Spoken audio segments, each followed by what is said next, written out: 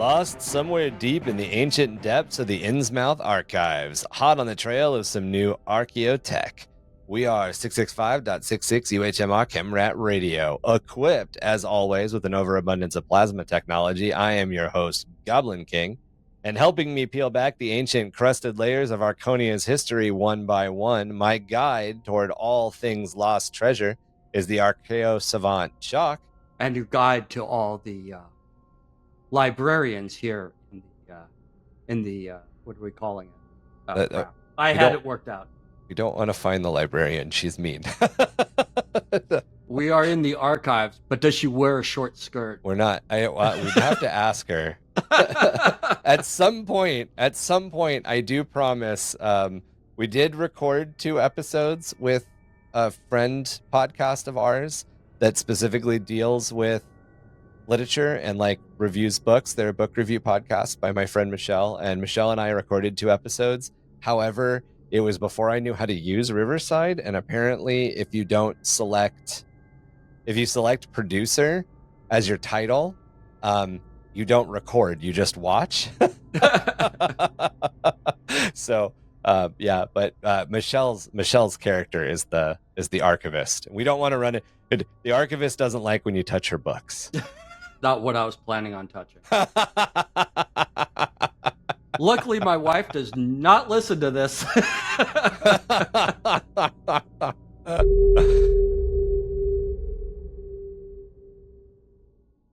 Welcome to episode 99 of Under the Hive of Madness. It's pretty crazy. It's really weird because I think we've released like almost 150 episodes, but yeah, but they're all different things. Yeah.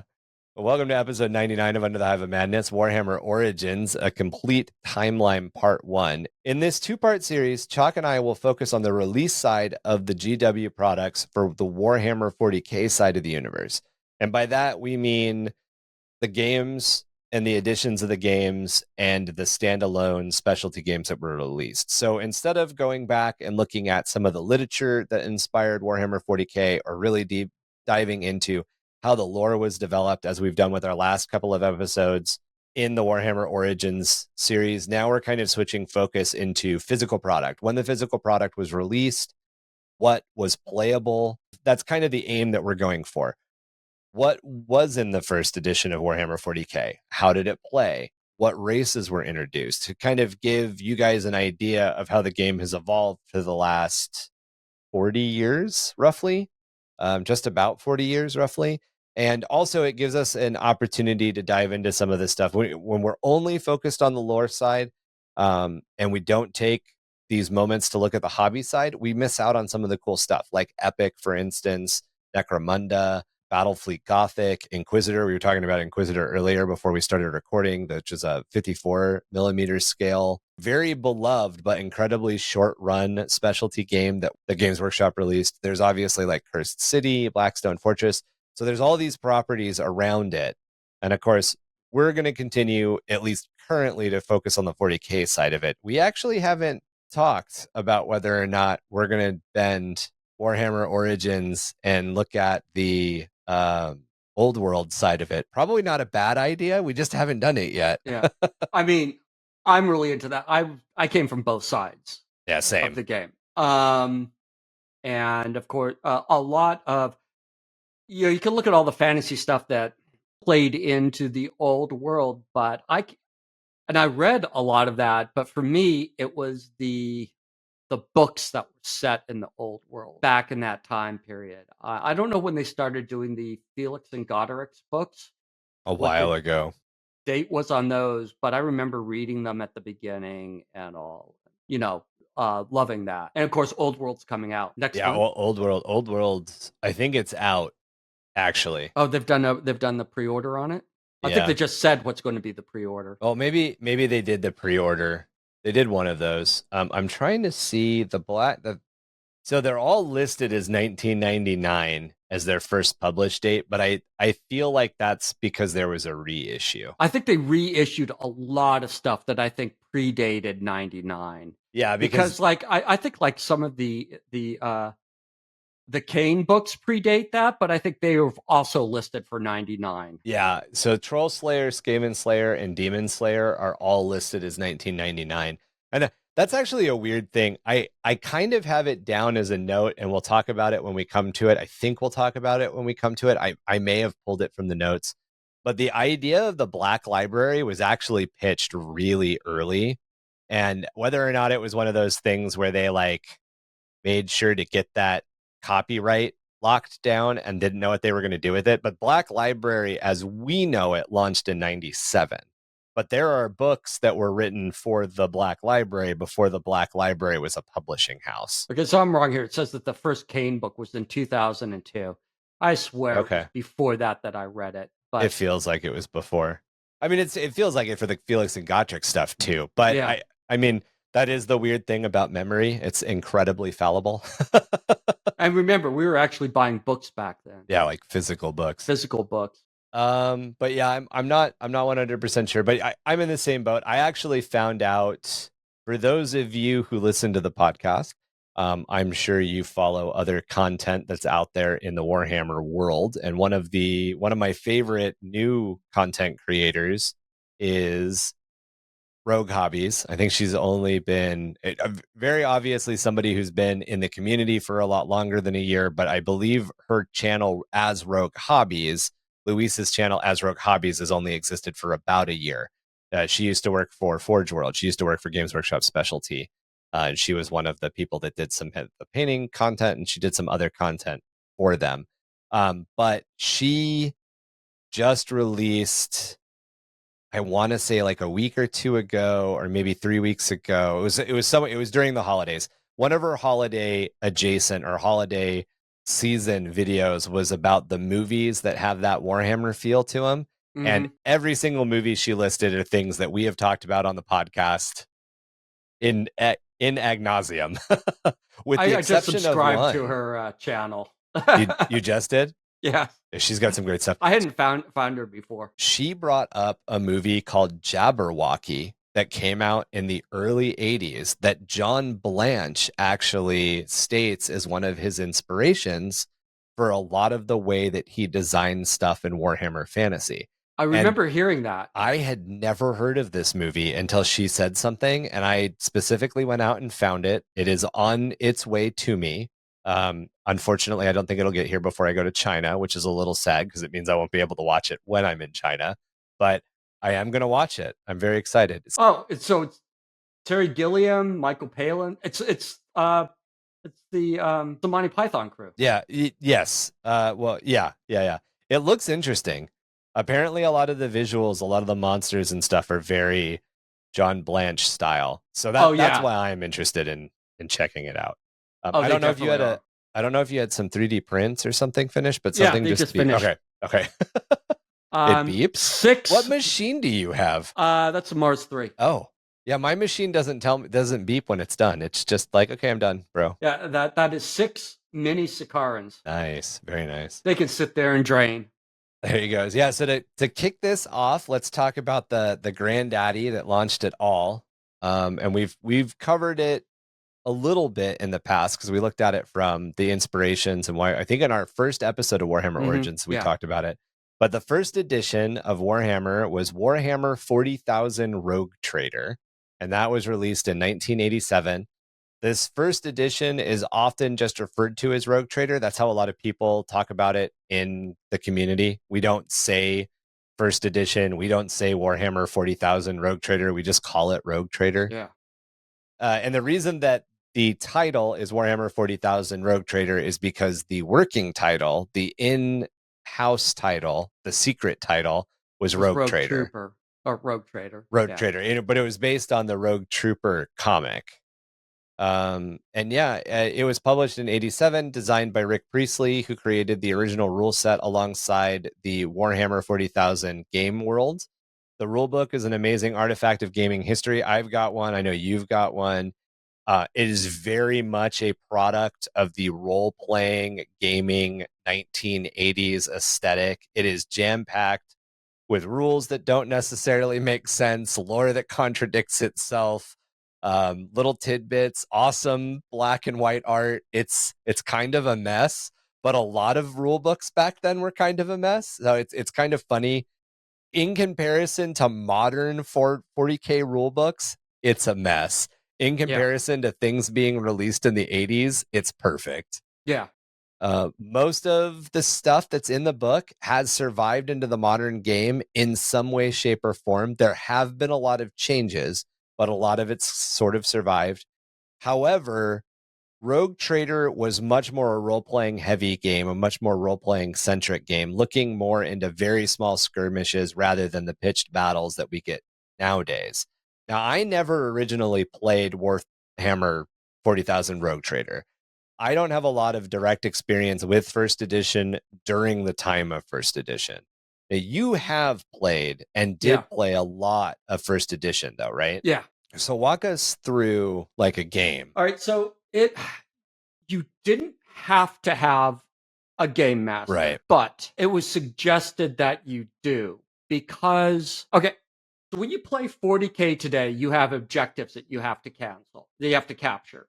Right. You have to sit on them to gain a point or whatever. So let's go back to one of the scenarios that I read the most recently, because I haven't, a lot of these scenarios were in White Dwarf or other magazines. And so let's go to a non-GW magazine that published a adventure. And this adventure featured the Little Sisters of Purification, which is a female Space Marine chapter. But that's not why I'm talking about it. Why I'm talking about it is that you had two teams, and that the Space Marine team, one of the things you had to do is you had to take your AdMech allies to different rooms on the space where they had to roll dice to fix machines. Now, does that sound familiar? That sounds like the game mechanic for any role-playing game, or even a lot of video games where you've got the guy sitting there and you've got to sit and like press that button until the bar fills up and you've captured the unit or whatever.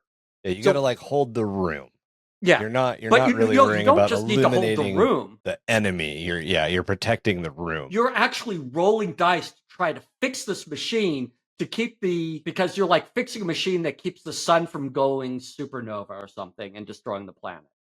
So your AdMech guys are sitting there. They have to fix the machine in this room and then go to another room and fix the machine in that room, while they are being attacked by people who want to steal the tech. And by the way, there is a space vampire that's hiding in your adversaries, and he might be able to slip into your party, and you will take him back to the planet with you, not known to you. This has nothing to do. This does not sound like your typical 40k game. Yeah, or you're walking down the corridor because you need to get to the next room, and a giant space clam eats your leg. Yes.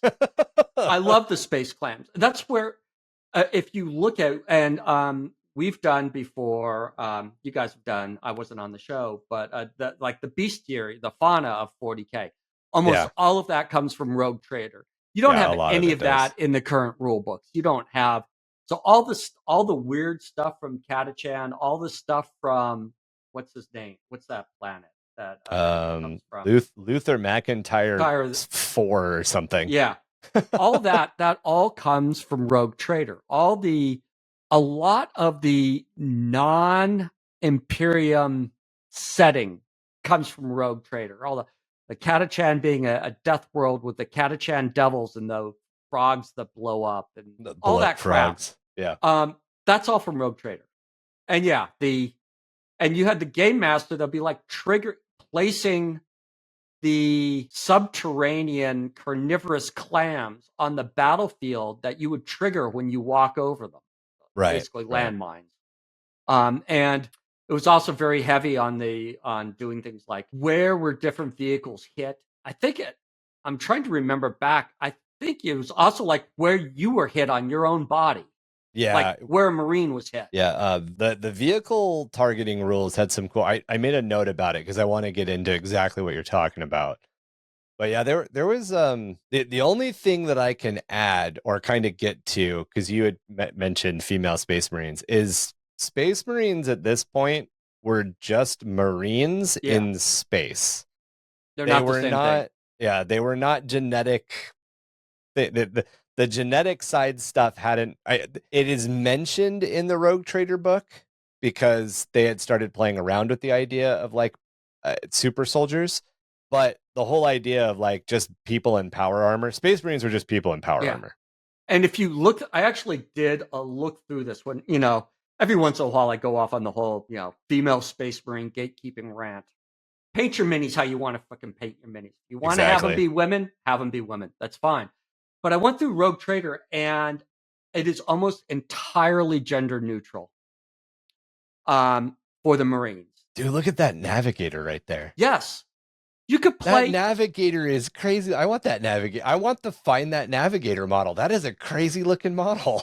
And that's the other thing. You had things like you could play part of the Astro Telepathica. You could play a navigator. You could play a Yeah. what are the dudes that send the messages? Astropaths. Astropath. You could play an astropath. You could do all of this. Yeah, for $3, $6, or $9, you guys, if you want to know what we're reacting to, we look at pictures, and I've got a couple of the old sales sheets for the old metal models, the white, but we don't call them pewter, white metal models. Yeah, they're not pewter. They're lead. they're lead alloy. You really don't want to touch them that much. You don't want to be sucking on them. No. But we look at a bunch they of were different painted stuff. with lead paint anyway, so that's fine. Yeah, like right. And I mean, you were using your paint water was lead paint water. Yeah. Lead pipe water. So. The 80s were a wild time. Why do you think there's so many serial killers in the late 70s? Right. So elements of the setting, things like bolters, las guns, frag grenades, and even Terminator armor actually came from an earlier war game called Laser Burn, which was written by Brian Ansel. By the way, moment of silence. As of the day that we're recording this, Brian Ansel passed away yesterday. Oh, wow. One of the guys who formed a lot of the core of this game left us very recently. Even though these rules were later expanded by both Ansel and Richard Hallowell, they essentially came from another game system. Now, not a lot of laser burn exists in 40. Like you wouldn't say that Warhammer 40,000 Rogue Trader is second edition laser burn because it's not really. It's more like it was more a little bit more akin to a zine, if you will, or something that you would go in and you would buy this manual to use system agnostically. And some portions of laser burn will crop up later when we talk about confrontation. But to give you an idea, there were no rules or a lot of the rules and all of that, a lot of the additional rules and supplements and like what races and all that you could play didn't actually come out in this main book. A lot of that stuff came out later in White Dwarf magazine or was released specifically in a bunch of the 10 or so supplement books that came out later. And this is all still part of first edition. And those would be, the first one was chapter approved Book of the Astronomicon. Then there was the Warhammer 40,000 compendium. Then there was the Warhammer 40,000 compilation. Then there was WOG Orcs. Then there were 2 Realms of Chaos books, not to be confused with the Realms of Chaos books in fantasy, even though there was some that they shared. And those were Slaves to Darkness and Lost and the Damned. Then I thought they were the same books. They are, but they're used differently. Yeah. But the same. It's weird. This was the Wild West. Then there's Here We Go and Freebooters, which my favorite. Freebooters is it's a good book. My favorite book. And that's where you got hybrid Tyranid orc hybrids. Yep. And then there was the battle manual and the vehicle manual. And finally, with the battle manual and the vehicle manual, we got some damn rules. So both of these books clarified and set a lot of the combat rules and provided updated stats for most of the weapons in the game. The vehicle manual contained a new system for vehicle management on the tabletop, which cleared up a lot of the weird rules in the core rule book. And this is what you were talking about. They had this like targeting system that was actually these acetate crosshairs that you would hold up for line of sight to figure out where on the vehicle it was hit. based on the vehicle silhouette. And then based on that, there were different armor values for different locations, which was a very interesting, it's very neat when you can find pictures of it. And I could not find large enough pictures of it to share with our Patreons, but when you can find pictures of it, use your phone to search, because the picture will appear much nicer and bigger. But they're pretty neat. It's on this, it's like this little crosshair, acetate crosshair on like almost a slide rule, and then you use that as your line of sight position when you're shooting a vehicle to figure out where you hit it. And you guys have definitely heard us talk about armor location mattered until like 6th or 7th edition in 40k. It's only recently that it's went away. To give you guys an idea of the rest of the books, the Wog Orcs books contained a lot of lore and orcish culture and physiology, but no rules. So it was a lot of lore. The other orc-themed books later on had a lot of your army lists for major orc clans, and also greenskin pirates and mercenary outfits. And then the two most important books, according to Games Workshop, and this is probably because of the way that they changed a lot of stuff, were the Slaves to Darkness and the Lost and the Damned. And these added the Chaos Gods and the Demons, along with setting up the Horus Heresy's origin story. The original rule book in 1987, just to give you an idea, the Emperor was just bedridden, and it was because he was old. He was still able to actually run the Empire. There was a civil war. They talked about some sort of civil war. It was ongoing. Yeah. The idea of him being comatose and critically wounded came out in the Lost and the Damned books. And I mean, we're talking all of these books released between 1987 and second edition, which was 1993. So this is not, I mean, you're talking like 4 or 5 years, maybe 6 years all told. And that's with White Dwarf coming out all the time. Yeah. And to get back to what you were saying when you were talking about playing the game, a lot of times we kind of look at, I would say, and maybe I'm wrong, I like your opinion on this, but I say a lot of times you look at the Warhammer 40k edition based on the faction that it introduced. What faction did this edition introduce? So, coming up until, I'm trying to remember the actual, I don't have the PDF pulled up here in front of me, but the original Rogue Trader book had basically humans, space marines. The humans, like I said, you could play like telepaths, and you had all these other things. It had orcs in it. It had squats in it. Did it have Eldar in it? I think it had Eldar in it. It did. But and it wasn't really like you didn't really play a faction. You had races that you could pull from. Yes, that was, and it was things like, you'd have a space marine with razor guns or flechette guns or whatever. Yeah, you'd have an Eldar in your space marine with your space marine. You had there was a hero that was a half space marine, or that was half space marine, half Eldar. Yeah, so some of the playable races, not playable factions, playable races, guys that you could pull to form your team, as Chac was saying, so you could go into this room and secure the data, would be the Adeptus Terra, so Administratum, Arbites, Custodes, Mechanicus, or Astronomicon soldiers. Then there was the Inquisition, the Adeptus Astra Telepathica, Navigators, of course, Space Marines, Imperial Army, not Imperial Guard, Imperial Army, and then Assassins and Rogue Traders. And that was kind of all the humans that you could do. And then there were races like the Squats, Ratlings, Ogren, and Beastmen that were they were mercenaries kind of aligned with the Imperium, if you want to say. And then there were the Xenos, which were the Eldar, the Orcs, the Slann, the Tyranids, and the Zotes. And then there was a menagerie of random-ass monsters and plants that could attack you. But I don't think, were those all in the actual original Rogue Trader book?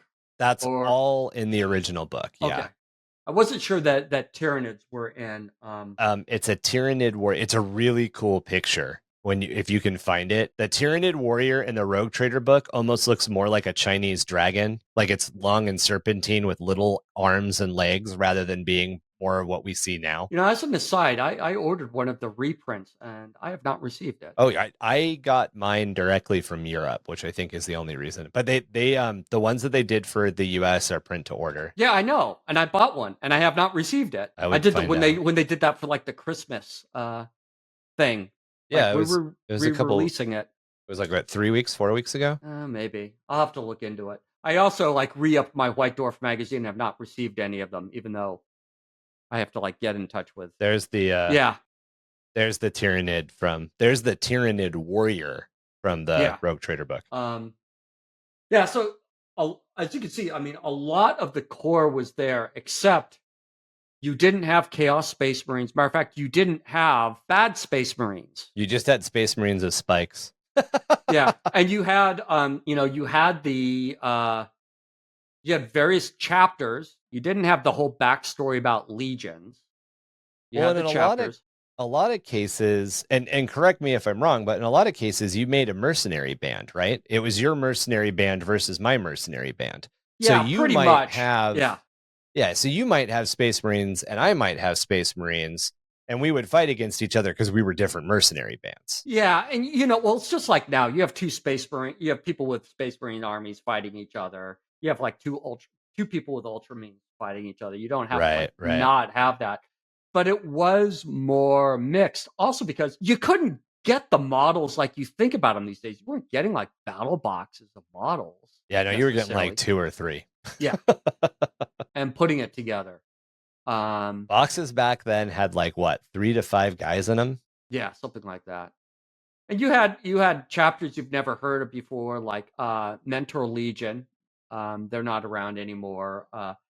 Rainbow Warriors, people paint them up every once in a while, and mostly because they say they're like, oh, they're part of the it's Alphabet Guard. Push. But really, it was like more about Greenpeace back then. Yeah.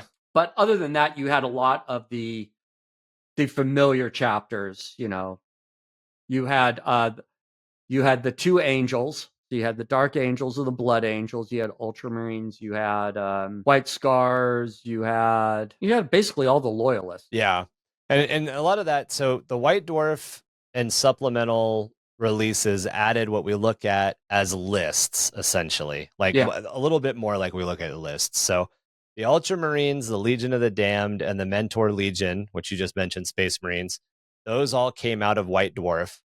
Then the Warhammer 40,000 compendium, not condominium, but compendium, released generic lists for Space Marines. The first time we saw the word Imperial Guard used, although it was used interchangeably with Imperial Army still. And then squats, along with the option to run Chaos squats, and Eldar Harlequins. So you had Eldar in the main book, and then when we got a list, it was Eldar Harlequins. Then the Realms of Chaos books introduced the Grey Knights, the Black Legion, the World Eaters, the Emperor's Children, which would be the first time we saw, again, the main book has a couple of examples of in air quotes, because Loyalist and Traitor didn't really exist yet, Loyalist Marines. And then here we've got our first look at some Traitor Marines. And then you had Tzeentchian and Nurgle Renegades, which were just men, basically, that were aligned with one of those groups. And then the Orc releases featured the Goths, the Evil Suns, the Bad Moons, the Death Skulls, the Blood Axes, the Snake Bites, and obviously the Freebooters. Which is the best. Yeah. If you're going to run a faction, you need to run Freebooters, because who doesn't want an Orc in a pirate hat with a pigeon? Well, not 100. Pigeon, a parrot. A parrot. And then the compilation book added the Craftworld Eldari. So they were the second Eldar, and they weren't Eldari yet. The Eldar. The Eldar, let's keep it straight. And then the Gene Stealers Invasion Force, which was Gene Stealers, and the Gene Stealer Cults, which, as Chalk mentioned just a couple of moments ago, didn't necessarily have to be human. No. As a matter of fact, if you go back, remember that the Gene Stealer cults were at least partially introduced. I don't know how these came together, the time period, but within the Freebooters book. Yeah. They had the Orc Gene Stealers in the Freebooters book, and then the compilation book introduced the idea of a Gene Stealer cult list. So rather than having Gene Stealer orcs in your freebooters, now you could do Gene Stealer cults as its own list, essentially. And they gave you instructions on how to build these guys, how to kit bash them. Yeah. And at this time, Gene Stealers and Gene Stealer cults were not associated with the Tyranids yet. It was its own standalone thing. And then the very last things that came out, the very last things that got bigger lists more than a model or a paint job or a photo or a piece of art actually got lists were the Tyranids and the Space Wolves, and they got lists in White Dwarf releases that happened right at the cusp of 1993. And then the other thing that we want to mention, I think we already did mention it because you brought up the Black Library. Right around this time is also when they secured the rights for the name to the Black Library. And it's a little confusing because as a publishing house, it's listed as being founded in 1997. But we're having that, what do they call it? The Mandela effect? Yeah. Where both Chac and I are pretty sure that we read books before 97 that were Black Library releases.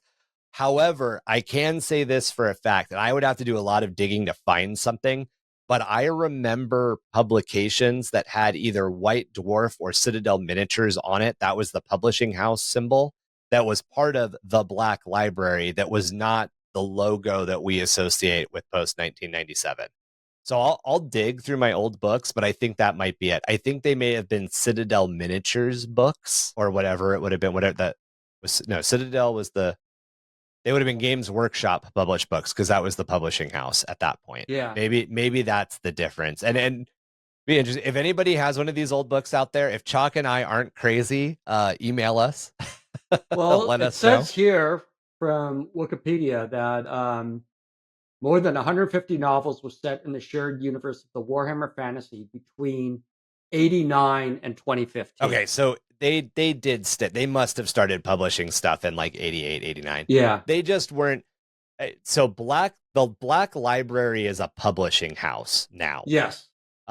It was not a publishing house before 97. The publishing house part started in 1997. This says the first Warhammer 40,000 novel was Inquisitor by Ian Watson, published in 1990. Yeah, that sounds right. And I swear, yeah. And that would have been published under just the Warhammer 40k trademark. That would have been published. Yeah, that was not Black Library. Yeah, they would have probably said something like part of the Black, like in the foreword, this is part of the Black Library. Blah, they blah, had blah. to publish. They obviously had a publishing house because they were publishing rule books. Yeah, and that the publishing division before Citadel Miniatures and before Games Workshop acquired Citadel Miniatures and they became one company. Warhammer, the Games Workshop side. I keep saying the Warhammer 40k side. The Games Workshop side was the publishing house, and Citadel Miniatures was the miniature and hobby maker. And then those companies merged. They became one company. Even today, you still see artifacts as the difference. Like a lot of times we call the paint line the Citadel Miniatures paint line. Mm-hmm. But Citadel Miniatures has been part of Games Workshop since like 1989, I think, is when the merger happened. That's basically when everything came together. I think 89. So it also in 1988 was the release of Adeptus Titanicus, and this was the first version of the epic rules that were published, and they dealt with battles specifically between opposing factions of Imperial Titans.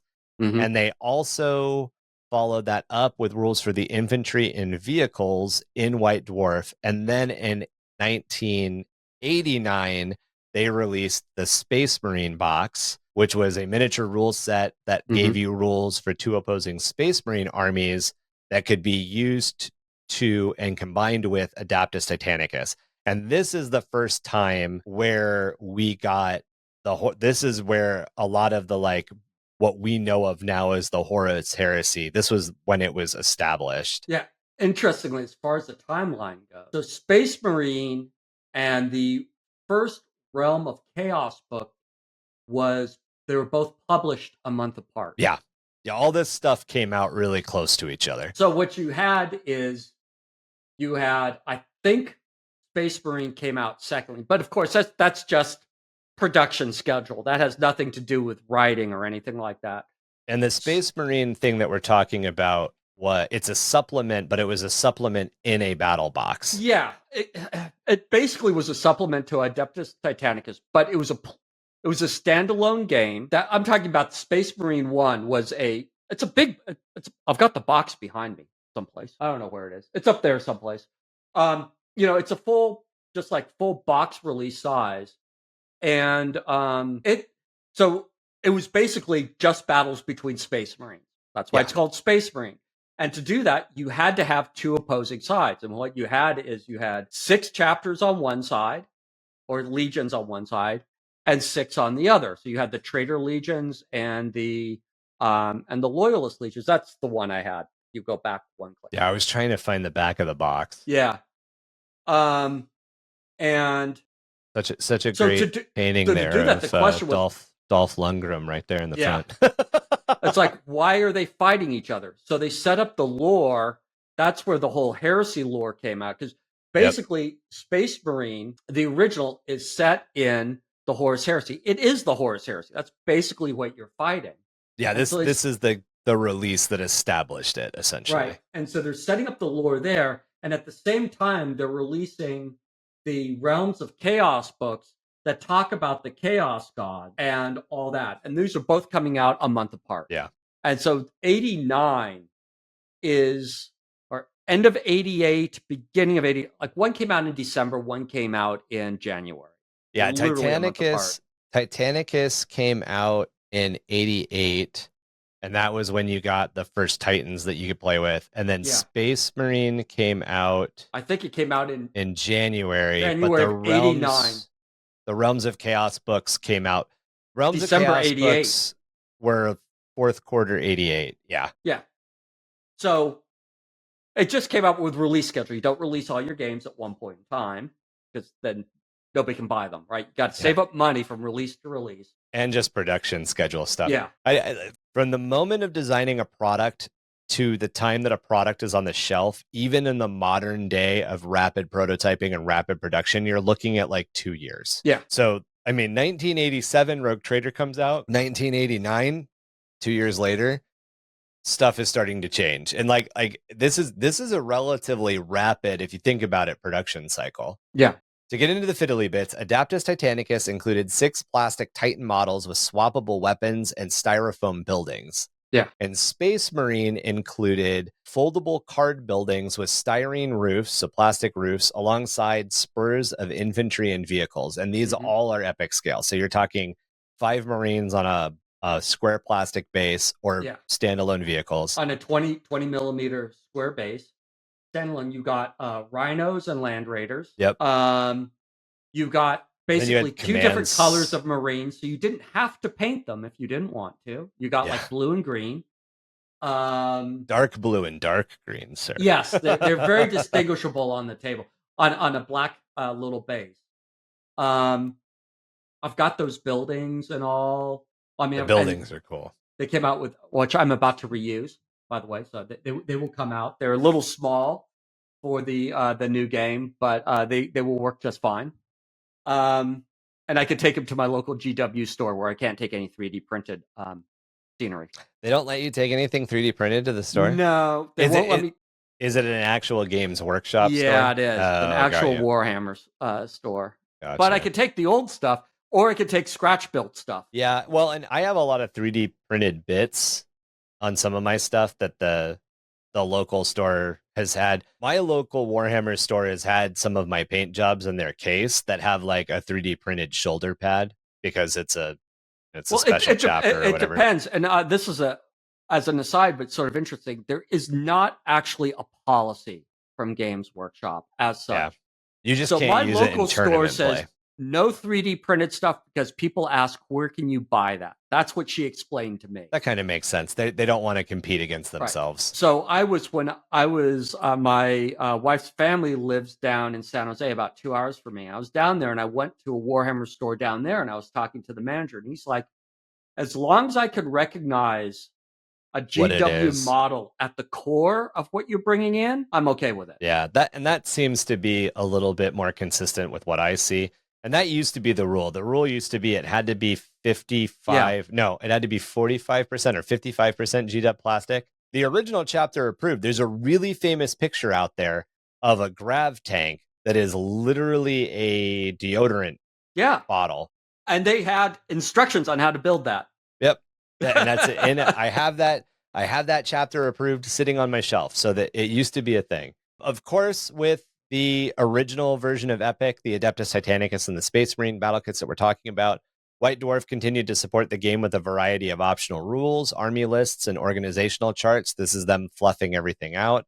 The biggest supplement for the game was called Codex Titanicus, which provided a medium for linking the Titan-based combat with the conventional units of Space Marine. Yeah. So this is what allowed you to play them both at the same time. Yeah, because before you couldn't just Right. put a Titan down on the table with your Space Marine army. There was no rules for that.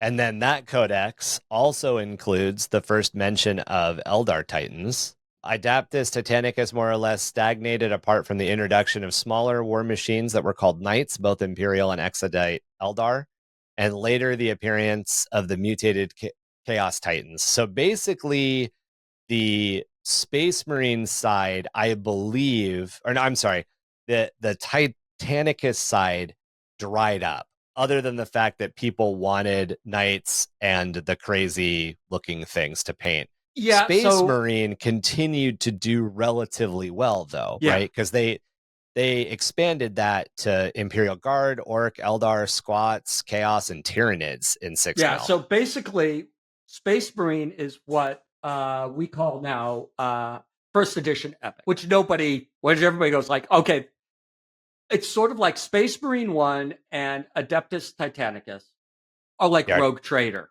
Yeah, they're two standalone games that ended up becoming one standalone game that's essentially first edition Epic. Yeah. Yes, and then that was superseded by second edition Epic, and that's what people started playing, and that's what the new game is. It's like a refresh of it's a refresh. The rules are quite similar. They don't have the rules that we see in third edition and fourth edition. So they're really, the rules are the way that they do close combat, the way that they do firing, and all this is really Space Marine. It's really Epic second edition. Just to clarify, it's 6mm, but it's not 6mm, and the reason is because scale doesn't work. Explain the scale. Okay, so in classic Epic, what happens? They came out with a size for Adeptus Titanicus that looked good on the table, right? These giant walking machines, right? They looked good. And then they came out with Space Marine, which is sort of like nominally a 6mm size game, which is, and that was just the height, right? That was the height of a Space Marine, was 6mm. But if you were to scale the Space Marine up to 28mm and scale the Titan up to 28mm or to 20, if you were to scale them both up in the same ratio, the Titan would be a lot smaller than it should be. The Titan would be like the size of a knight. Okay, I got you. And then obviously you had mentioned with the picture of the Squats that we've got up. Yeah, those were like 4 or 5 millimeters tall. And then then the tanks would be all weird. The tanks were always too small. The you've got a land train there and a hellbore. These are huge war machines. Well, and those are war machines on the scale of Titan. Those are Land Raiders in blue, right? Over there? It's really small on my screen. So we're looking at a picture. Those are rhinos. Okay, the blue ones are rhinos. So looking at the Epic scale, so looking at the 1980s Epic scale Rhino in size comparison to a squad of 5 Squats, those 5 Squats would not fit in that Rhino. No. And I know that Rhinos have that problem anyway in 28mm. Yeah. We were talking about how scale just isn't really a thing. Like, scale is very difficult in games. And like the Land Raiders and the Rhinos, the vehicles in 40k, 28mm, heroic 28mm are not, they should be bigger. They should be like 10% bigger. Yeah. But these should be like twice the size. So what I was saying, so the way to think about this is that they came out with Adeptus Titanicus first. Okay. And they figured out the size that looks good on the table. And they went with that, and they were consistent within that. But that was fine because there were no other units. Right. When they came out with Space Marines, they came out with them being nominally 6mm. They really aren't, but what a Space Marine was 6mm tall. Now, of course, a Space Marine's actually like 8mm. It's actually like 8 feet tall, and so it doesn't quite work with a 6mm scale. They're not using a ratio scale based on the height of a human to figure out the height of the miniature. Right. But when you compare if a Space Marine is 6mm scale. The Titans were actually 2 to 3mm, which is why So I'm they were doing like some they were like hobby. half the size they were supposed to be. Which is Okay. why I'm doing some hobby 3mm armies, because it fits with my classic Titan Got much it. better. Like you put the classic Titans together with a 3mm Space Marine, they look about right. Okay. And then Now what with the they new, yeah. this is if you are a patron and you see the screen, the Legions Imperialis, this is quarter scale, which So makes sense. They took the existing size of all of the units in Warhammer 40k as far as 32mm went, and then they just made them a quarter the size. Yeah. And you were saying it's closer to like 8mm or 9mm? Yeah, it's about, so what they did is it started out once again with Adeptus Titanicus. Right, because they're quarter scale Titans. Right. And everybody was saying, like, how's it? But if you measure a Forge World Titan and you measure an Adeptus Titanicus Titan, they're a quarter the size. Got you. And if you go through and you measure a 40k plastic rhino and you measure one of the new Legions rhinos, it's a quarter of the size. And so when you do that, if you say that a Space Marine is about 32mm and you take a quarter of that size, you say, well, that goes to about 8mm. Actually, the guys Space Marines are taller than that, so they sit about 9 to 10mm tall. Okay. Which works fine, which is perfect. And that's what actually that's a scale hobbyists have been using for a long time now. Because it's like a happy medium. It's easier to paint. It's not. Well, it's also when Adeptus Titanicus came out and said, these are about quarter scale, everybody's like, well, we're just going to do everything in quarter scale. And then GW also did it in quarter scale. So I was printing vehicles before any of this was released. Yeah. Or even mentioned. People thought it was coming, but nobody knew anything. And guess what? They're the exact same size as the plastic ones that GW released. Because awesome. People were taking the 28mm models and cutting them by a quarter. They were reducing them to a quarter. Yeah. Yeah. Which didn't fit with the old stuff. And you had everybody was like, well, I've got my old models and my new models and blah, blah, blah. And go online, there were discussions forever about this. Mental masturbation. It was a controversy. Yeah. And I did it too, because like I wanted stuff to match my old models and blah, blah, blah. And I've got some 3mm painted Space Marines that are almost the size of my old 6mm original Space Marines. Man. Okay. So they fixed scale. They fixed scale. The answer is they fixed scale. And hopefully that helps. So next up is Necromunda. And we're going to refer to it as Necromunda because it takes place in Necromunda and everybody calls it Necromunda. But the first edition of Necromunda was actually called Confrontation. It was the first skirmish game. And that was a low model count skirmish game. And that was released it was published in White Dwarf, like a lot of the stuff that we've been talking about, in 1990 to 1991. It was set on the Hive world of Necromunda. The game concentrated on various types of gangs, clan warriors from the spires, or brat posers from the upper levels, which were going down to experience the thrills of low life with the undercity mutants, diseased scavengers, and the toxic wasters, as well as the Adeptus Darbites that were ever ready to come in and do their Judge Dredd style street justice. The miniatures were mostly designed, actually all the miniatures were designed by John Blanche at this period, and the game's background also included elements that were later reused and have become staples in Necromunda, such as the spooks, or such as the psychic drug spook, not as the spooks, but as a psychic drug spook, and the caryatids, which are now, everybody just calls them cherubs, but the creepy cherubs that are now kind of everywhere used to be a really big part of Necromundan life. They were not part of 40k. And I think cherubs at this point are actually associated with a different planet. But the creepy, dead-looking, blue-skinned, winged babies that John Blanche came up with, they were originally a Necromunda thing. And currently, Lord, these have nothing to do with humans. They are not servitors or nothing like that. I think they're monkeys. They're They're a weird other thing. Yep. And Confrontation, as far as a rule set went, Confrontation was incredibly complex.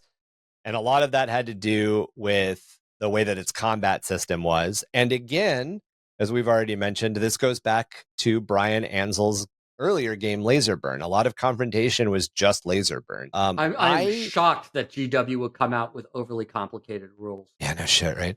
I played a lot of Confrontation. It was really, really popular in my late high school, early college gaming group because it was a lot easier to play with small model counts. And a lot of us had we had Warhammer collections, but we did not have armies. We had 7 Eldar, 2 Ratlings, 3 Space Marines. A lot of that was going on at that time. And a lot of it was so this game came out, Confrontation came out in 1990. I was playing it in 99 to 2001, 2002, right before the drop of Necromunda proper, which was in not 2023, which was in 2003. When that came out, I got the book and I moved over to New Necromunda, obviously, because the new hotness was out. But I got to experience Confrontation at the end of its cycle. And Chalk and I mentioned this in our production meeting when we talked a little bit about how we were going to set up the episode.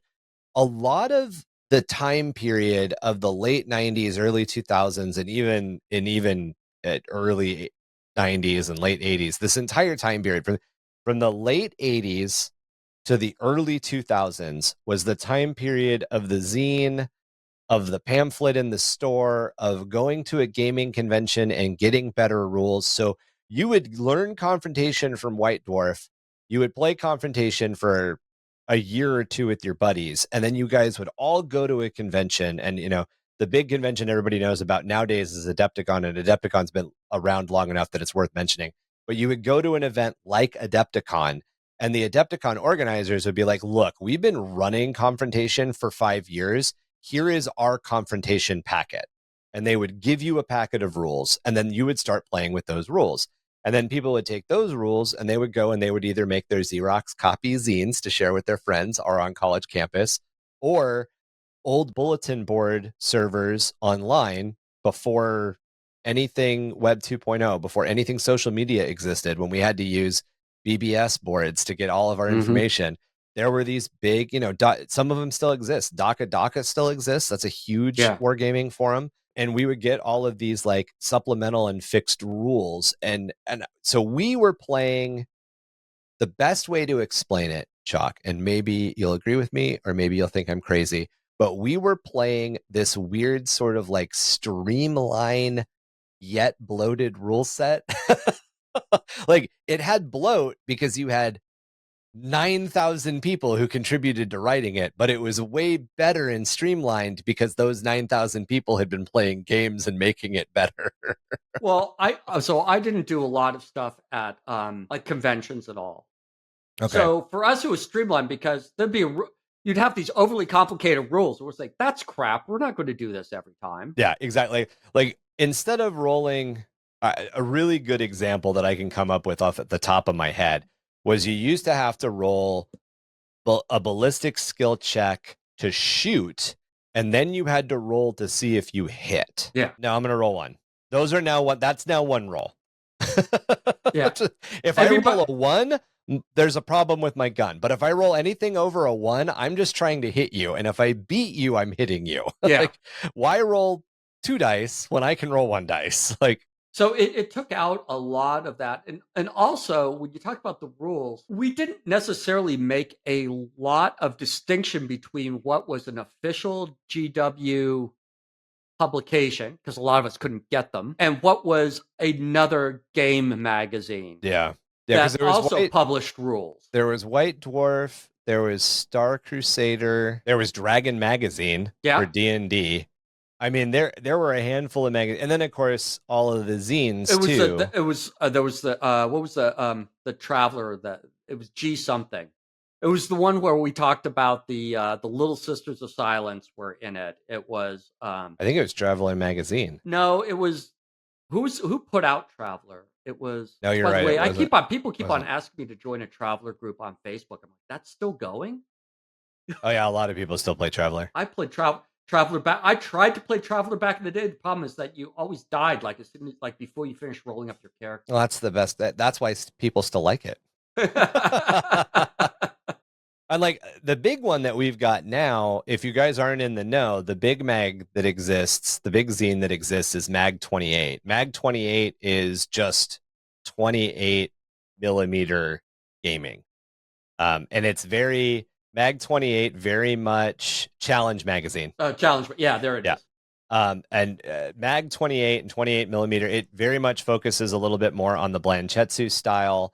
And there's it's very cool. It's very grimdark. Mag 28 is a lot more grimdark than 40k is. Yeah, it is. And so Confrontation leads us into second edition Warhammer 40k. So this is the second edition of the main rule book for Warhammer 40k. Andy Chambers came in to reshape the lore in a way that was more serious and pessimistic. A lot of the slapstick went away and a lot of the grimdark started to come in. This is also when we had an overall theme that and the main part of this, I guess I shouldn't say this is when, but the main part of this is when there was that turn from humanity is essentially fighting in this dire and hopeless losing scenario.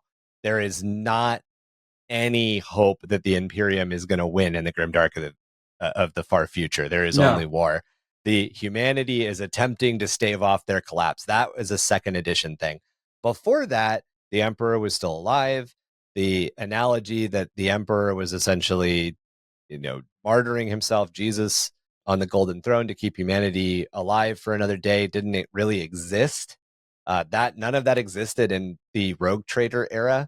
That all very much, though, solidified during second edition. Second edition pushed the introduction of army lists a lot more, and it put constraints on the composition of a player's army. So at this point, you now had to dedicate at least 75% of an army's strength by its total point value to units that were pulled from the same faction. So this is when you stopped seeing Space Marine and Eldar, a Space Marine Eldar squat force. Now you would have maybe some squats with some Space Marines, or maybe some Eldar with some Space Marines. But again, 75%, 25%. This way, the battles that the players played had a little bit more to fit in and start to develop the factional rivalries that are now described in the event. The mainstays of the setting came from this. An expansion box titled Dark Millennium was later released, which included rules for psychic powers. Another part of second edition that stands out is it gave a lot more attention to special characters, representing specific individuals from the setting who had access to equipment and abilities beyond those of regular units. Again, there was a limit on this. You could only use 50% of your army points as your total to make these special characters. And for those of you who are familiar or who joined Warhammer within the last couple of years, this was the first edition that was nicknamed Hero Hammer for this exact reason. Yeah. Rogue Trader had minor heroes and major heroes, but they were like blank guy. Like blank guy is your minor hero. Blank guy is your major hero. Now you had like named dudes, and think of the named guys we know. Like Marius Calgar was a guy, and you could give him specific weapons. Oh, Rogue Trader, your guys had names, but they're like Gus. Right. And all the models had names. Every model had a name. Oh yeah, they did all have a name. That is true. Some of them are great. My favorite one, I just looked at. It is Uruk Man's Head. It is an orc holding a man's head. Well, all like the Space Marines had they had a name. Right. And seriously, some of them were like Gus. Yeah, Frank. Yeah. But this was the time where you had like chapter commander, whatever. And chapter commander. That's where you had like Cassius or whatever, all those guys. A lot of the names that we still talk about now came in second edition. Just one of the gripes that I have about modern 40k, I don't mind Primera, bigger models. Well, you know what I mind? So you still have like the same Eldar units from second edition. You still have basically the same orc units from second edition. But you've got how many thousand new Space Marine types do you have? Why couldn't you have just kept the same tactical and destroyer guy? And just made the models look a little different. Yeah, they could have kept the same ornament and still had like tactical. Well, did they have to make or just redo the same ones? Did they have? How many different Primaris units do you have now? Exactly. As opposed to looking at how many new orc units do you have? Well, you have a few. What about Eldar? When was the last time you got a new Eldar skull? The first, I mean, pre-order right now. Striking Scorpions. We're finally getting them. So the first unit. We're jumping. All right. So let me finish up on second edition's contribution, and then we'll jump into this part. But so second edition's major contribution is it really set up the lore as we understood it up until 8th edition. You just brought up Primaris, which shifted and changed things, and there's been some other changes since 8th dropped. But the idea that the Adeptus Mechanicus had a prohibition on artificial intelligence comes from second edition. Obviously, this comes out of the ancient cataclysmic war between humans and sentient machines, which, as we talked about in our Dune series, was inspired directly by Dune.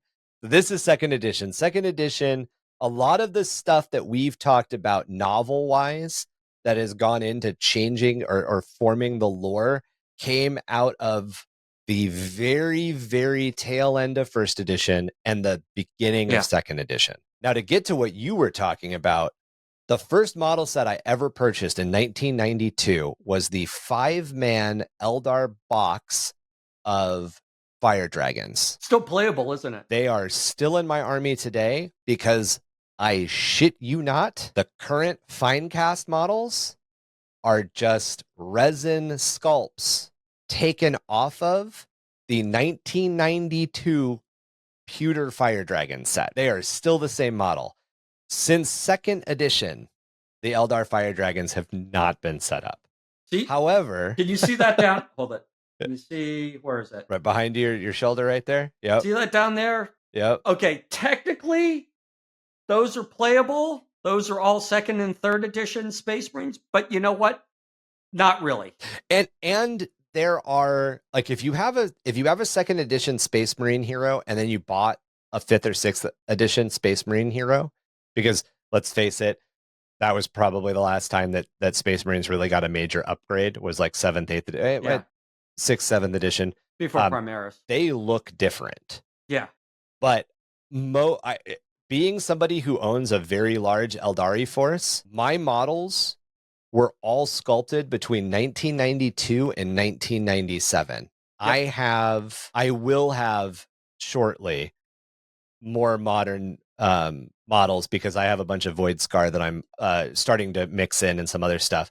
But the majority of my Eldar battle force is between 1992 and 1997. Yeah. Now, I did say that I bought my first kit in 1992. I started playing, in air quotes, in second edition.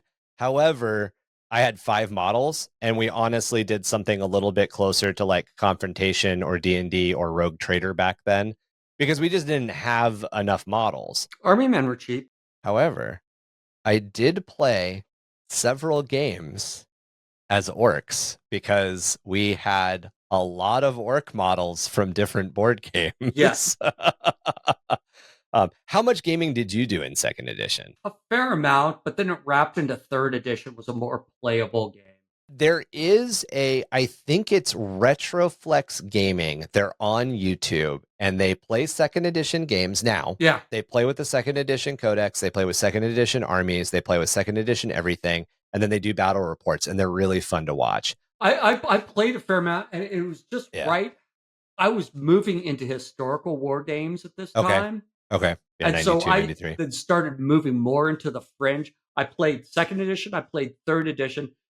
Everything else sort of blurs together as we move forward in that. I mean, 7th edition, I never played, was supposed to be horrible. So I didn't play 7th. There are a bunch of, you go on Facebook, there are a bunch of people from that play third edition. Yeah, there's a lot of third edition players. And there are a bunch of second edition players too. And then a bunch of they just call themselves firstborn players. Yeah, that just play the old Marines. Just play the old Marine. Yeah. So second edition, we got a bunch of codices outlining the armies that had playable faction lists. We had Angels of Death, which I think was interesting. Yeah, Space Wolves, Sisters of Battle, and this is where all the old sisters. So those of you who are familiar with the re-release of the plastic Sisters of Battle, second edition had metal Sisters of Battle, Imperial Guard, Chaos, Eldar, Orcs, Tyranids, and the Assassin's Codex. And I own the Sister of Battle one, the Eldar one, and the Tyranid one. I've got Angels of Death. What I said, it's interesting because that it's Dark Angels and Blood Angels. Right. Together. When did Demon Slayer's first edition, or was it second? Third edition. Oh, it's third edition. Okay. We'll talk about it here pretty soon. The next one on the list is actually the second edition of Epic, which was in 1994. And oddly enough, there were two rule sets released, and one was called Space Marine and one was called Titan Legions. Yeah. which sounds a lot like the first edition release. So I've got I don't have physical copies of these. I have anymore. I've got PDFs out of all these.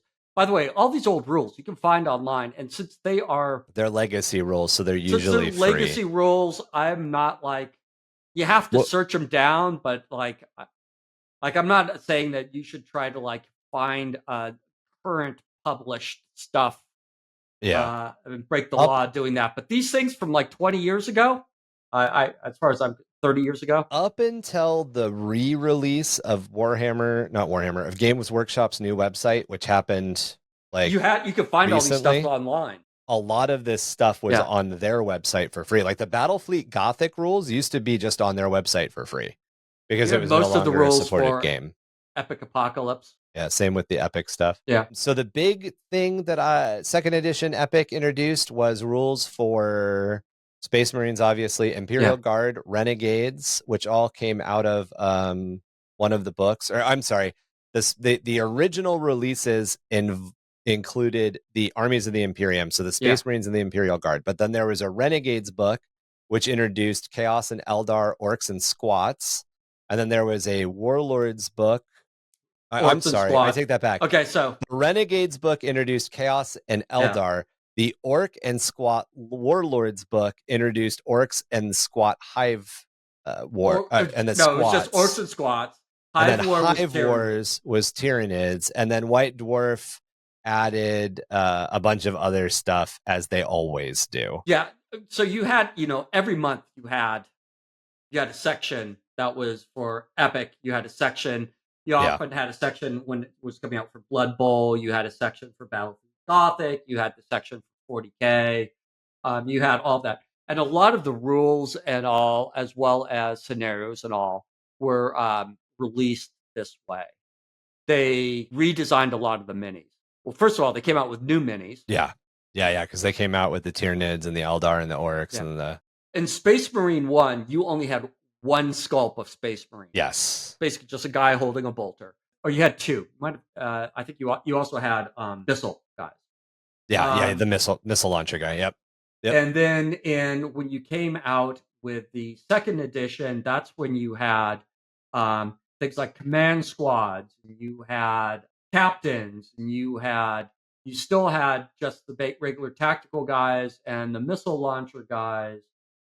Guard had various different sculpts, and you had a bunch of different sculpts for the orcs, a bunch of different models for the squats and all. So they became much more detailed and a lot more vehicle.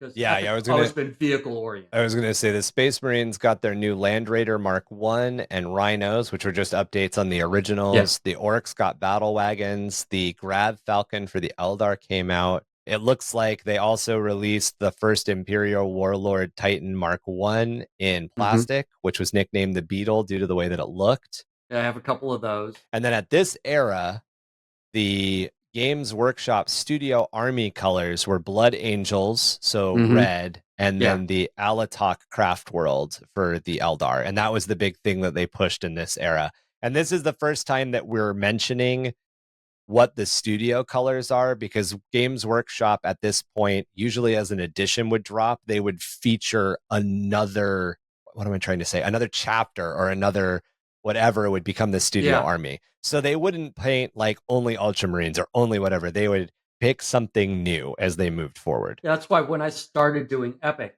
all my guys were red. Right, because Blood Angels is what they were pushing. But it got monotonous because they also did a lot of Cult of Speed for the Orcs, and they were red, and then everything was red. Yeah. And then I was going to say, I think the Imperator class Titan came out. The the Orc Mega Gargants came out. Mm-hmm. Other Mega class vehicles all came out of this era. I have a whole bunch of those right over there. 2 Imperator Titans. I have, well, 3, because two are Emperor class, and one's a Warmonger. And then, yeah, I've got 2 Mega Gargants sitting behind me. If you've ever seen any of the You can see them right there in the background. Oh, nice. If you've ever seen any of the official Exodite Eldar sculpts, I think you could get, Special Order were Eldar Exodites and Space Marines. They had special vehicles for the Space Marines and the Eldar Exodites that you could order during 2nd edition Epic. By the way, this is Draken Painting. If you go, his stuff on YouTube for Epic scale stuff is amazing. Not on YouTube, on Instagram. Yeah, there's some cool stuff. Although they were never officially released. No. Another thing that was interesting about this entire time of Games Workshop series is when you would get Games Workshop history, not series. And the Games Workshop's history is in White Dwarf, there would be a tearaway catalog sheet in the back, and you could order things off of that tearaway that were made to order. So you would get like an Eldari Exodite, and that was the only way you could get it. It wasn't in stores, so it wasn't an official release. You were still buying it from Games Workshop, but it wasn't a mass-produced official release. Yeah, I guess is the way to look at it. So the 3rd edition of Epic came out in 1997, which was just before the 3rd edition of 40k. I don't know why I conflated them in my mind, but I did. I don't know a lot about this edition. I know that this is kind of when they stopped. This is when it, if you were to say it reached a height of popularity, this is when it reached a height of popularity, but it never was extremely popular. So this is weird. 3rd edition is considered the best edition by the game designer. Yeah, because this is the one that they like reformatted all of the rules on it. So the problem with 2nd edition is what a lot of people thought is it's too granular. You could put there are too many different weapons that you can put on everything. And so you either really like the crunchy game, there are people out there. So there are people that hate 10th edition because everything costs the same. 10th edition 40k. It's right. You load them out. There's no different points value. And then there are people oh, this makes it so much easier to build an army. Right. Same thing happened in 3rd edition. They took out some of that and people hated it. But it was also designed to be a truly epic scale game with lots and lots. It's the best way to deal with a lot of units on the board. And that's what it was designed for. Because if you have to roll 57 different dice rolls to take care of all your different weapons, it just slows everything down. And that was really what Jervis Johnson and Andy Chambers did, right? They came in to streamline and fix a lot of the rules. They wanted to keep the tactical stuff and make sure that there was still a little bit of luck and all of that, but they wanted to make it more playable, essentially. Yeah, they wanted to make it more playable. So they thought it was great. There were 2 magazines that were released along with this. There was the Epic 40,000 magazine, and then there was Firefight magazine. And this game lasted about 6 months. Yeah. And I don't know if it's as true anymore, but I know that back in the day when you would look for epic scale stuff to buy secondhand, most of it was from this era. Yeah, they put out, there was a 3rd edition box set that was Orcs and Space Marines. Right. People really like this. They're trying to bring it back. There's a guy that's doing something he calls it Epic Remastered, which is basically the 40,000 rule set. And this was the last one where they released minis. Right. And they released a ton of them. They tripled the size of the vehicle catalogs. And by that, I mean, you no longer had Land Raider 1 and Land Raider 2. You now had Malcadors, and you had Shadow Swords. All the sort of stuff that we're seeing now started to pop up. They vastly grew all of the Eldar line. And again, I had mentioned just a couple of minutes ago with 2nd edition Epic, this is when the studio had started to sort of pick a flagship that they would use. And I think in 3rd edition, it was the Beltane and Eatin craft worlds were what they painted a lot of. But they also did a lot of orc stuff, and I can't remember the orc one. But this is also when you started to get the abnormal size, like the Marines in a line, right? Yeah. Well, no, second edition, or really they talk about 2.5 switched a lot to the strip bases from the square bases. Okay. Strip bases are cool because you can like put them on the bases and paint them on the bases. But 3rd edition was when strip bases were in the box. It was the first time they were in the box. Okay. Yeah, it was. And this is also the era where Forge World got in. I mean, as far as the development of everything goes, this is right around the time that Forge World Specialty started being part of Games Workshop. But Forge World did a lot of expansion for Epic specifically, right? Yeah. They had different Titans and all of that. You could get all this stuff. There was a lot of stuff coming out of Forge World. There were also, this was popular enough. There were a lot of both recasters and forumware. The forumware is, stuff that looked sort of like GW stuff, but not completely like GW stuff. And so there's a lot of, obviously this was pre 3D printing. So there are a lot of companies that were producing, especially models in metal. Yeah. That were like it. I mean, it's pretty easy to. I remember guys modifying BattleTech minis too to use them as Titans. Oh yeah, because BattleTech was this was 2nd edition BattleTech, or this is 2nd edition BattleTech as well. So like these are not. Yeah, those tanks are from a different game. Yeah, I'm like saying those are not. That Titan is that's an Imperator class Titan, but yeah, no, those tanks are. That's a Reaver. That's a Reaver from Adeptus Titanicus. This is a modern photo. So. But those tanks are definitely like from something else. But I know what you're talking about. Micro Machines had an entire, I can't remember the name of the line, but there was an entire line of like tanks. I've got one somewhere still banging around, but there was like APCs and tanks that got mixed in a lot. Yeah, this is an interesting era. But you're right. That was what I was that was the word I was looking at when we were talking about the land train. Oh yeah. But yeah, so you were saying this game only, so this is the one that a lot of people specifically talk about because the gameplay was sped up and simplified. But as far as how popular it was, it didn't last long. No, because the whole thing was that I think it was too big of a change. Okay. And people didn't like it. No, nobody. The people that were dedicated, because this is a dedicated player-based game. You have to have guys that are already in this game to keep this game going. So you could start reading the magazines that came out in 3rd edition. Right. And they're already making significant changes, like a couple of issues in. And then all of a sudden, it's Epic Armageddon. Right. And Epic Armageddon 4th edition did not come out. Do you have a date when it came out? You've got Epic 3rd edition 40k here. You don't, but it came out very shortly after that. So it may be, a lot of them are considered to be part of the same, if that makes any sense. Let me see. Technically it came out in 2003. Oh yeah. Okay. So we are going to talk about it. We will talk about it next episode. Yeah. 4th edition. The 3rd edition Epic was actually out for a couple of years, but people. But it wasn't enjoyed that much, is what you're saying. It wasn't played that much. But they came out, there was enough time for a lot of minis to be released.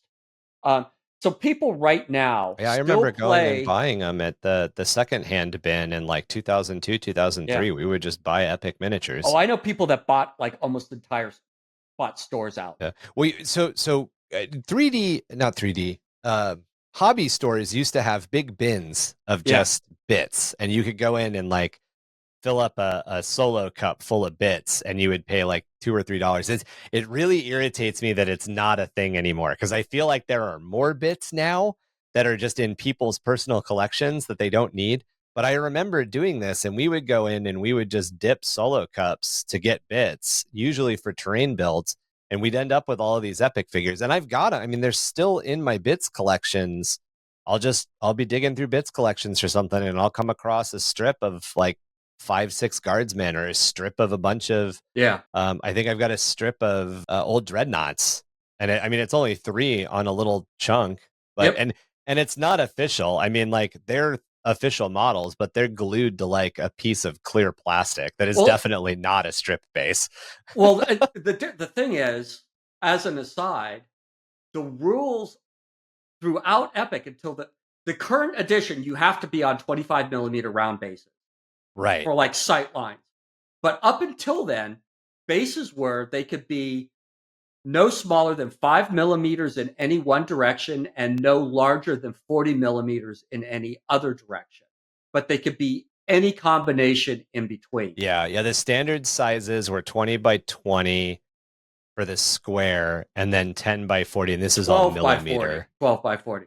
It's all millimeter. Yeah, Yes, but not the rules inches. specifically said Yeah. you could have like infantry would have between 3 and 5 models per base, and the base had to basically be at least 20 millimeters in one direction, no smaller than 5 millimeters in the other direction, but could be up to 40 millimeters. So you could have a 40 by 40 base would be legal. Yeah, exactly. You could have like 20.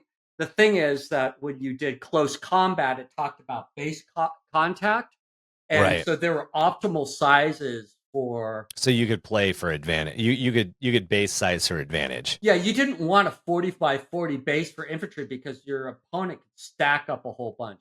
Third edition, it didn't matter as much, but second edition, it really did. But they were not standards. They were not. They came with bases in the box, but you didn't have to use them. And people were using, pieces of cardboard, clear acrylic, whatever they wanted to do, round bases later on. So they buffed out enough of the cracks in the armor of the rule set, and then they just kept going and they buffed in new cracks. Yeah. So people play second edition and people play fourth edition, and then a few people play third edition. But it is really the bastard child of specialist games. Interesting. Well, the last one that we're going to talk about today in part 1, because unfortunately, or fortunately maybe, I feel fortunately, third edition 40k ushered in a lot. We got an official Necromunda release during third edition as far as a new book. It was so Confrontation was just in White Dwarf. Necromunda was a book that was published. We also got the 54 millimeter Inquisitor rule set. We got Battlefleet Gothic. We got some stuff to talk about. But first off is the third edition of Warhammer 40k. It concentrated on streamlining the rules for large battles, and it made it notably easier for beginners to get into the game.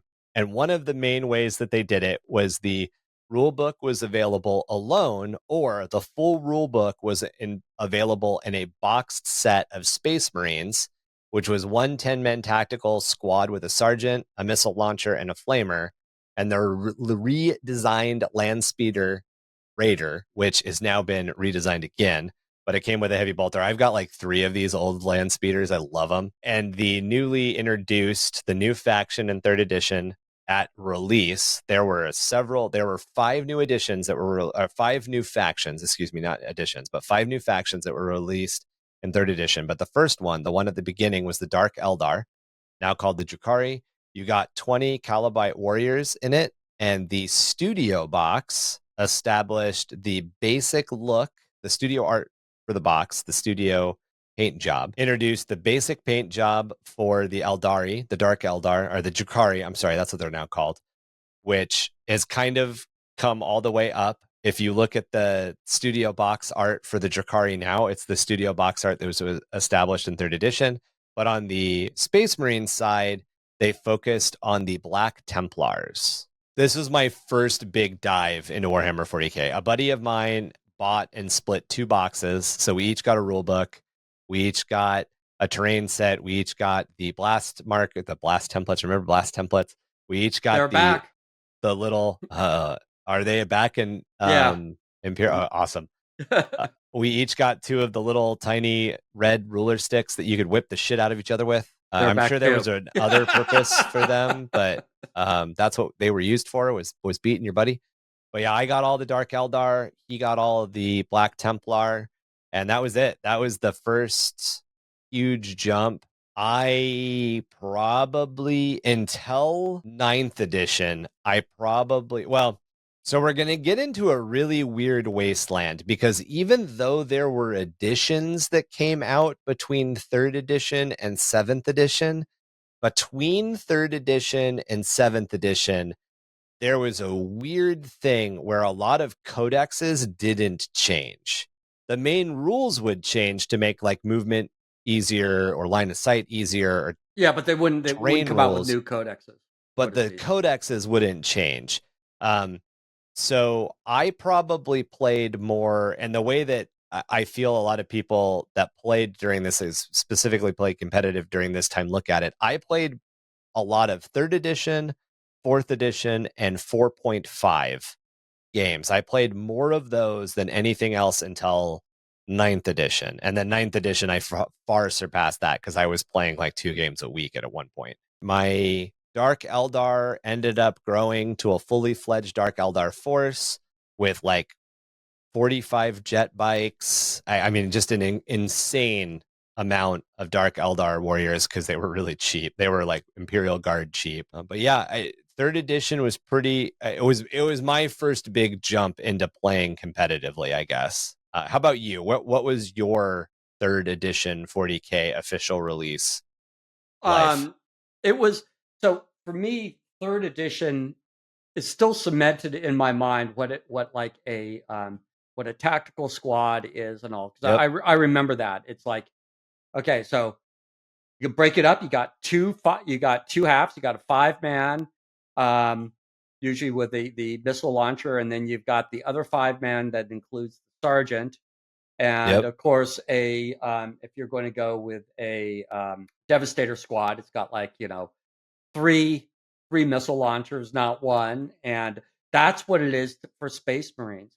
I really wish that I had gotten into Eldar. I mean, what I really should do is downsize all that crap that I have up there that are in boxes that haven't been opened, sell them all off, decide on something like Eldar that I just want to do, and start with the older ones, and just like slowly build up and paint an army. Yeah, as more as a hobby. But as far as we're concerned, there was 1st edition, 2nd edition, 3rd edition, 7th edition, then 8th, 9th, and 10th. I mean, we'll talk. We're going to talk about 4th edition, 5th edition, and 6th. And there's definitely some really cool things that came out of those editions that we're going to like. We're going to talk about Kill Team. We're going to talk about Cities of Death. But realistically, 3rd edition solidified the way that Warhammer was played until 7th. It was almost like I really think of the stuff. Looked into it because I'm an old fart, so I belong to. And by the way, I do not like share stuff with family on Facebook. I go on Facebook because it's the modern bulletin board. 100%. Yeah, use it for your interests. Do not use it to connect. You're gonna find out things about your family that you don't want to know. No, I don't. I used to use it for like business, and I have not like unfriended all those people. I just stopped following them, so I don't see anything. You know what my feed is? It's all 40k. Yep, same. Camping, off-road stuff. It used to have guns, and I've gotten rid of most of the gun stuff.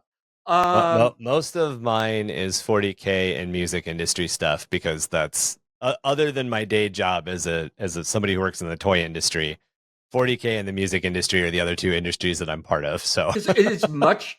Yeah, they don't have threads the same way, but it is much easier to organize conversations, to talk about some things. It's it's basically sharing pictures about our hobbies, talking about rules, getting into those discussions. And being an old fart, I've really gotten into some of the 3rd edition stuff. Oh yeah, for a while, and I was collecting 3rd edition Space Marines. I've got so many 1,500 points there. I don't even playable. I don't even play Space Marines, and I've got at least 2,000 to 3,000 points. I keep falling into the Space Marines, and you've seen when I've been on here, I'm starting this army, I'm starting that army. You know how far I get with it? I get far enough that I get frustrated and I strip them because they don't interest me. Yeah, but most of our conversations, aside from production meeting stuff, are, hey, what about this color scheme? We've got a lot of hobby. You and I have a lot of hobby specific conversations. If I look over there, I've got stuff that has been sitting in alcohol for God knows how many months. I am so glad that GW plastic does Doesn't not dissolve. dissolve in like isopropyl. Oh, yeah, Because 100%. it's just sitting in there. I've got Yeah. some. I'll deal with it later. I know that I've got stuff that's been in my ultrasonic cleaner for like 3 months. Yeah, it's just sitting there. I'm like, oh, I really need to do something with that. But it's Should move toxic, this and I don't want project to throw along. it Yeah. away. Right. But just like everybody's like, oh, what should Henry Cavill play? I mean, like, just don't have him play a Space Marine. God, I just don't want a 40k Space Marine show. Yeah. I want a Cyphus Kane 40k show. But that's beside the point. No, Space Marines are boring as far as I'm concerned. I'd love to start I tried Tau. Yeah, that doesn't really scratch my. Tau came out at this point in time. Yeah, I was going to say, so yeah, to get to that, the playable factions towards the end of third, we got 4 new codexes on top of everything that we've talked about before. Yeah. We got the Necron and the Tau, Mhm. and these are the 2 Xeno species. And to be clear, Necrons did have a few models before this, but they didn't have an army. This was Yeah. the first time they got a full army. And the Tau were the new design thing. It was the thing they wanted to do, and they had specifically been designed to target the rise of popularity of the game here in the United States. So the Tau were the thing that was made to appeal to our more BattleTech, Macross centric viewpoint. I know a lot of people put it, or not Macross, Robotech, BattleTech centric viewpoint. I know a lot of people now compare them to Gunpla and Gundam stuff, but the Tau were designed. BattleTech was a very, very popular game in the United States, and so was Robotech. And even though both of those things have Japanese anime and bunny quotes equivalents, neither one of those were Japanese anime properties. I played the BattleTech role-playing game. That was from Palladium. Super popular. And same with Robotech. And Robotech, so Robotech was based on an anime. I mean, Robotech. I played, Robotech. Yeah. But basically, giant combat mechs were popular in the US. So the Tau were designed to take advantage of that. And we've talked about a little bit more of how the Tau came about. And that is definitely a much longer story for another time. But the other 2 armies were part of the Inquisition, and that was the Ordo Malleus, which was the Demon Hunters, and the Ordo Hereticus, called the Witch Hunters. And while both of these had army elements that were in other supplemental material, earlier stuff, Realms of Chaos, Sisters of Battle, etc., this was the first time that they had their all-new artwork and all-new army list. And you brought this up. You brought up Demon Hunters earlier. Demon Hunters was a 3rd edition thing. Demon Hunters and Witch Hunters, both of these codexes don't exist anymore. They're gone. And their model lines are almost entirely gone. You can still get some of them as one-offs. The Crusader ended up in Blackstone Fortress, but the Crusader used to have 5 sculpts, not 2 sculpts or 1 sculpt or whatever it is now. If you remember any of the Death Cult assassins, the girls that used the twin blades, those all came out of this. Inquisitor Greyfax is still around. The Demon Hunter book very largely became the Grey Knight book. The Demon Hunter Codex became the Grey Knight Codex, but not a lot of the stuff that existed in the Demon Hunter and the Witch Hunter codexes exist anymore. It's actually kind of sad because there were a lot of stuff that in here that was really cool. That'll wrap it up for our 3rd edition coverage. However, part of that 3rd edition coverage is you were mentioning you're kind of looking for a Xeno species that you want to collect. Is that? Yeah, I mean, so absolutely no Eldar. Okay, I would say Eldar.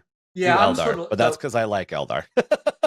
I have a ton of, because we've talked about before about the Imperium magazine. I've got a ton of what are the robot dudes? Why am I blanking out on that? Tau? Yeah, no, Necron. I've got a ton of Necron, but and I sort of like how goofy the Eldar are. Yeah, I mean, the helmets are goofy. I know a lot of people get on the helmets, and like they don't bug me that much. I think they kind of look neat. I also specifically target the non-ridiculous ones. The Dark Eldar helmets honestly bug me more because they're like twice as tall. Here, hold on. I'm sending a link. Why don't you pull that? Okay. How are you sending it? Right there. It's in the chat. I see it. Don't send me something I want. Hey, I have this box. These guys are still in my army today. Old Guardians. That's the sort of thing that I'd like to collect and just start, like, not like just like Their an helmets aren't that army. bad, man. Huh? Their helmets aren't that bad. These helmets aren't that bad. Yeah, no, those guys are pretty good. Yeah, no, these are a lot of fun. This is the 1997 sculpts. I know it says 1999 up here, but these are the 1997. Yeah, these are pretty cool. In fact, I've got a lot of these, and they're relatively easy to find secondhand at like store marketplace buys. That's where I would go. I wouldn't necessarily do eBay because I think you'll pay too much. What the hell is a store marketplace buy? So like a local gaming store will have like 2 days a year where everybody who plays the game comes and like does a open marketplace. There's so much Eldar stuff because again, this sculpt right here was the sculpt from 1997 until like 2021. Yeah. Or 22. Whenever the new sculpt, this was the standard sculpt for like 20 years. There's so many of these out there. Yeah, I just sort of like to, just start like, I'm just going to paint a box slowly. I'm not painting a box to play. I just want just to have your hobby time. Yeah. And then you could talk me to what is, who am I going to you should do Eldar. Yeah, well, no, I mean, but we got a whole part 2 for me to convince you, but